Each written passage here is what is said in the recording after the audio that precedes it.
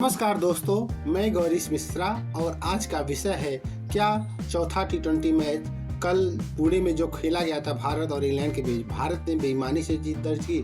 क्योंकि यह खबर भारत ही नहीं, इसमें पूरे विश्व की मीडिया में छाई हुई है कि चौथा मैच भारत ने बेईमानी से जीत दर्ज की। चलिए हम कल के पूरे मैच में चर्चा करते हैं। उसके बाद आपको ये भी बताएंगे भारत ने किस नियम के तहत ऐसा किया था।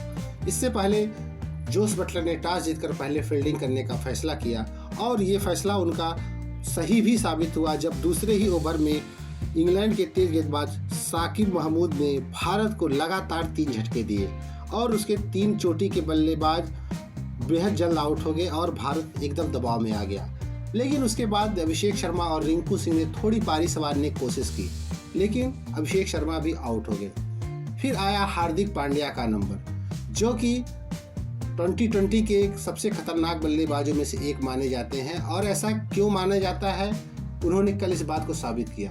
और रिंकू उसका साथ दिया शिवम दुबे ने, जिन्हें कि 2 मैच बाद तीसरे में मौका मिला था और उन्होंने भी शानदार बल्लेबाजी की।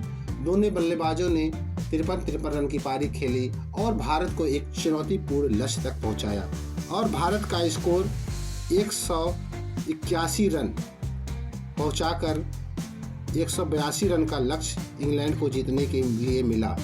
और यही जब दूसरी बार बैटिंग करने के लिए इंग्लैंड आई तो भारत ने, एक नियम होता है क्रिकेट का, कंकशन सब्स्टिट्यूट, इस नियम का पालन करते हुए भारत ने शिवम दुबे, जो कि बल्लेबाजी के समय उनके हेलमेट पर चोट लगी थी, तो इसका नियम ये है कि यदि आपको बल्लेबाजी में सीधे हेलमेट पे चोट लगती है, सर पे चोट लगती है, तो आप अपने आप को रिप्लेस करके उसके स्थान पे दूसरे खिलाड़ी को ला सकते हैं। लेकिन यदि आप बॉलर हैं तो आपके स्थान पे बॉलर ही आएगा और बैट्समैन है तो आपके स्थान पे बैट्समैन ही आएगा।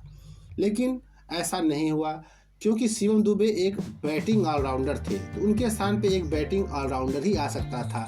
लेकिन सारा खेल यहीं से शुरू हुआ जब शिवम दुबे के स्थान पर भारत ने हर्षित राणा को प्लेइंग 11 में शामिल कर लिया। हालांकि यहाँ पर दोनों अंपायरों को, मैच रेफरी को समझना चाहिए था कि वो ऐसा किस हिसाब से कर पा रहे हैं और उसी समय जोस बटलर को इसका विरोध करना चाहिए था, लेकिन उन्होंने ऐसा कुछ नहीं किया।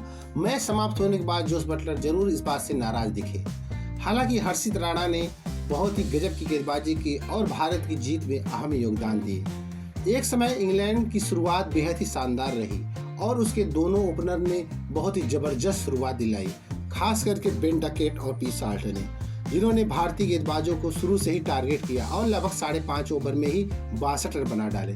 लेकिन इसके बाद रवि बिश्नोई आए और उन्होंने डकेट को आउट करके इंग्लैंड को पहला झटका दिया। उसके बाद लगातार अंतराल पर इंग्लैंड का विकेट गिरता रहा और इंग्लैंड फिर इस मैच में वापसी नहीं कर पाया। हालांकि मैच रोमांचक स्थिति में जरूर था, लेकिन कभी भी ऐसा नहीं लगा कि इंग्लैंड इस मैच को आसानी से जीत जाएगा। अंत में हर्षित राणा ने बहुत ही शानदार गेंदबाजी की और उन्होंने 3 अहम विकेट लिए। रवि बिश्नोई को भी 3 विकेट मिला, जबकि रहस्यमयी स्पिनर वरुण चक्रवर्ती ने 2 विकेट लिए और अंत में इंग्लैंड इस मैच में 15 रनों से हार का सामना करना पड़ा। अब जब इंग्लैंड हार गया तब इंग्लैंड के कई पूर्व क्रिकेटर और इंग्लैंड के कप्तान इस नियम पे सवाल उठा रहे हैं। मेरे हिसाब से ये नियम तो गलत था, क्योंकि ऐसा नहीं होना चाहिए था कि शिवम दुबे का रिप्लेस हर्षित राणा थे। लेकिन जब वो उस समय मैदान में आए, उसी समय इंग्लैंड को इसका विरोध करना चाहिए था और अंपायरों से ये बात करनी चाहिए थी। लेकिन आप उस समय ये नहीं कहे। अब जब मैच हार गए तो आप ये बहाने कर रहे हैं, ये सही नहीं है।